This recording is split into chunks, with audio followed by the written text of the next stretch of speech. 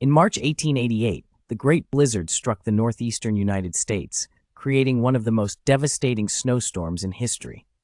Within 24 hours, snowdrifts reached over 40 feet in some areas, disrupting transportation and trapping thousands.